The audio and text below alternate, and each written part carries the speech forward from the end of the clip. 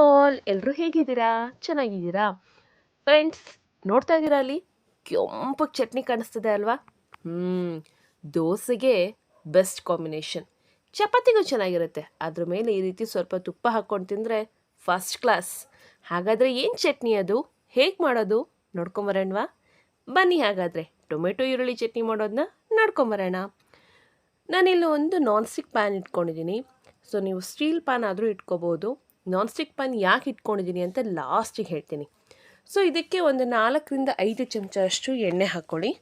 ಎಣ್ಣೆ ಮೀಡಿಯಮ್ ಇರಲಿ, ತುಂಬ ಜಾಸ್ತಿನೂ ಬೇಡ, ತುಂಬ ಕಡಿಮೆನೂ ಬೇಡ. ಎಣ್ಣೆ ಕಾದ್ಮೇಲೆ ಅದಕ್ಕೆ ನಾನಿಲ್ಲಿ ಮೀಡಿಯಮ್ ಸೈಜ್ ಒಂದು 4 ಈರುಳ್ಳಿ ತೊಗೊಂಡು ಅದನ್ನು ಈ ರೀತಿಯಾಗಿ ಚಿಕ್ಕ ಚಿಕ್ಕದಾಗಿ ಹೆಚ್ಕೊಂಡು ಫ್ರೈ ಮಾಡ್ಕೊತಾ ಇದ್ದೀನಿ.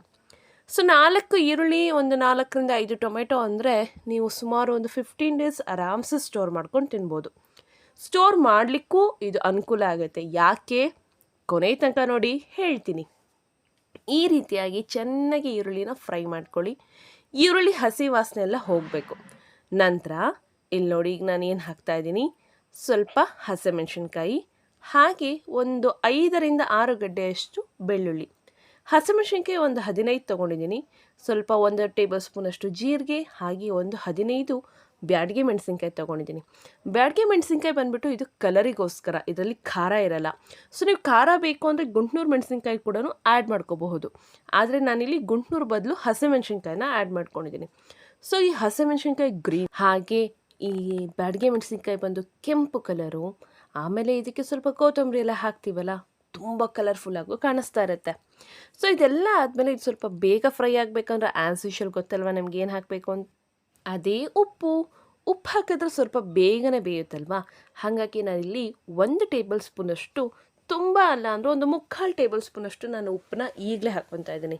ಯಾಕೆ ಅಂದರೆ ಈರುಳ್ಳಿ, ಈ ಮೆಣಸಿನ್ಕಾಯಿ ಎಲ್ಲ ತುಂಬ ಚೆನ್ನಾಗಿ ಬೇಯಬೇಕು ಅಂತ. ಇದಾದಮೇಲೆ ನಾನು ಲಾಸ್ಟಿಗೆ ಏನು ಹಾಕಿದ್ದೀನಿ, ಟೊಮ್ಯಾಟೊ ಹಾಕಿದ್ದೀನಿ. ಟೊಮೆಟೊ ಕೂಡ ನಾನಿಲ್ಲಿ ಮೀಡಿಯಮ್ ಸೈಜು 4 ಟೊಮೆಟೊವನ್ನು ತೊಗೊಂಡಿದ್ದೀನಿ. ಸೊ ಈರುಳ್ಳಿ ಮತ್ತು ಟೊಮ್ಯಾಟೊ ಈಕ್ವಲ್ ಪ್ರಪೋರ್ಷನಲ್ಲಿ ಇರೋ ಥರನೇ ತೊಗೊಂಡಿದ್ದೀನಿ. ಸೊ ಇದೆಲ್ಲ ಚೆನ್ನಾಗಿ ಮಿಕ್ಸ್ ಮಾಡಿದ್ಮೇಲೆ ಮತ್ತೆ ನಾನೇನು ಉಪ್ಪು ಹಾಕಲ್ಲ, ಆಲ್ರೆಡಿ ಉಪ್ಪು ಹಾಕಿದ್ದೀನಲ್ವ, ಅಷ್ಟೇ ಸಾಕು.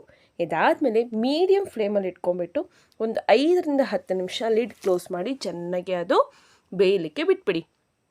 ಯಾವ ರೀತಿ ಬೇಯಬೇಕು ಅಂತೀರಾ?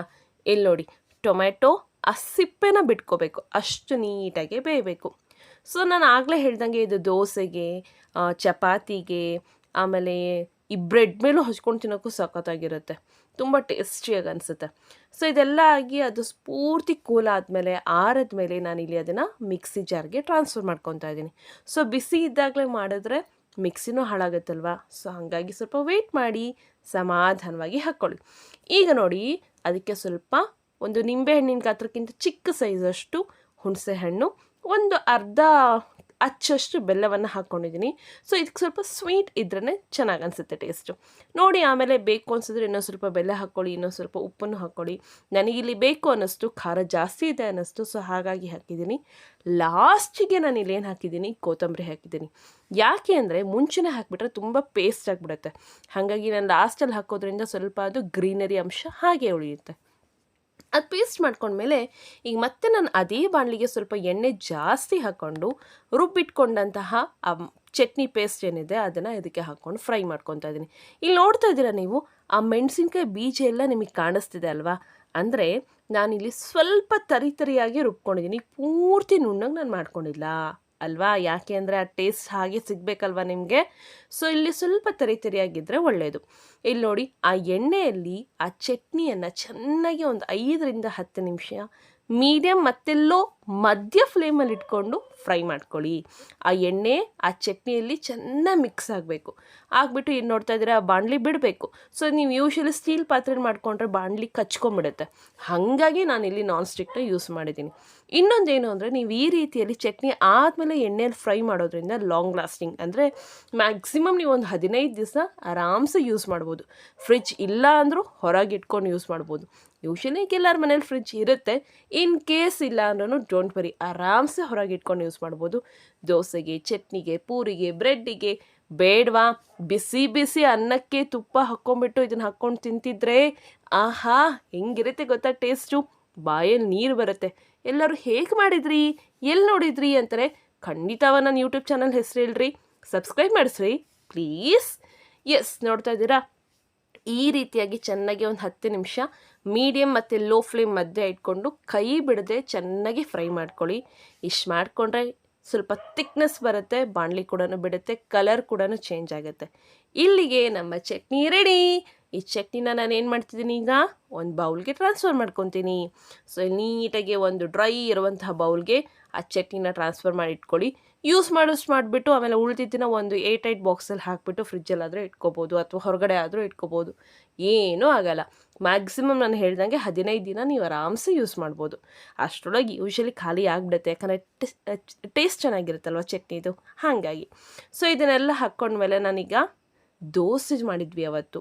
ಆ ದೋಸೆ ಜೊತೆ ಕಾಂಬಿನೇಷನ್ ಆಗಿ ನಾನು ಆಗಲೇ ನಿಮಗೆ ಸ್ಟಾರ್ಟಿಂಗಲ್ಲೇ ತೋರಿಸ್ದೆ ಯಾವ ರೀತಿ ಇರುತ್ತೆ ಅಂತ. ಸೊ ನೋಡಿ ಎಷ್ಟು ಕಲರ್ಫುಲ್ಲಾಗಿದೆ ಚಟ್ನಿ ಅಂತ. ಮಿಸ್ ಮಾಡದೆ ಟ್ರೈ ಮಾಡಿ ಹೇಗಿತ್ತು ಅಂತ ಕಮೆಂಟ್ ಬಾಕ್ಸಲ್ಲಿ ತಿಳಿಸ್ರಿ, ಲೈಕ್ ಮಾಡಿರಿ, ಸ್ವಲ್ಪ ಸಬ್ಸ್ಕ್ರೈಬ್ ಕೂಡ ಮಾಡಿ ಹೆಲ್ಪ್ ಮಾಡಿರಿ ಅಂತ ಹೇಳ್ತಾ, ಇಲ್ಲಿ ನೋಡಿ ಬಿಸಿ ಬಿಸಿ ಕ್ರಿಸ್ಪಿ ಗರಿ ಆದಂಥ ದೋಸೆ. ಆ್ಯಕ್ಚುಲಿ ಅವತ್ತು ದೋಸೆ ತುಂಬ ಕ್ರಿಸ್ಪಿ ಬಂದಿರಲಿಲ್ಲ, ಬಟ್ ನಮ್ಮ ಮನೇಲಿ ದೋಸೆ ಸಖತ್ತಾಗಿ ಮಾಡ್ತೀವಿ. ಹೇಗೆ ಮಾಡ್ತೀವಿ ಅಂತ ಅದು ಕೂಡ ಒಂದು ವಿಡಿಯೋ ಮಾಡಿ ತೋರಿಸ್ತೀನಿ. ಸೊ ಇಲ್ಲಿ 2 ದೋಸೆಗೆ ಸ್ವಲ್ಪ ಚಟ್ನಿ ಹಾಕಿ, ಒಂದು ಸ್ವಲ್ಪ ಮೇಲ್ಗಡೆ ಮನೆಯಲ್ಲೇ ಮಾಡಿದಂತಹ ಅಮ್ಮ ಮಾಡಿದ ತುಪ್ಪ, ಘಮಘಮವಾದಂತಹ ತುಪ್ಪ, ಇದನ್ನು ಹಾಕಿಬಿಟ್ಟು ಆ ದೋಸೆಗೆ ಚಟ್ನಿಗೆ ನೆಂಚ್ಕೊಂಡು ತಿಂತಾ ಇದ್ದರೆ ಬಂತ ನೀರು? ಬರಲೇಬೇಕು ಮತ್ತೆ. ಸೊ ಈಗೇನು ಮಾಡ್ಬೇಕು ಹಾಗಾದರೆ ಹೇಳಿ? ಎಸ್, ಇದನ್ನು ಟ್ರೈ ಮಾಡಬೇಕು. ಟ್ರೈ ಮಾಡಿ ಹೇಗಾಯಿತು ಅಂತ ಕಮೆಂಟ್ ಬಾಕ್ಸಲ್ಲಿ ತಿಳಿಸ್ಬೇಕು. ಹಾಗೆ ನಿಮ್ಮ ಫ್ರೆಂಡ್ಸಿಗೂ ಶೇರ್ ಮಾಡಿ. ಮತ್ತೆ ನಾನು ಹೊಸ ರೆಸಿಪಿ ಜೊತೆ ಖಂಡಿತ ನಿಮ್ಮ ಮುಂದೆ ವೆರೈಟಿಯಲ್ಲಿ ಬರ್ತೀನಿ ಅಂತ ಹೇಳ್ತಾ, ಮತ್ತೆ ಮುಂದಿನ ವಿಡಿಯೋ ಜೊತೆ ಸಿಗ್ತೀನಿ. ಅಲ್ಲಿ ತನಕ take care, bye, see you.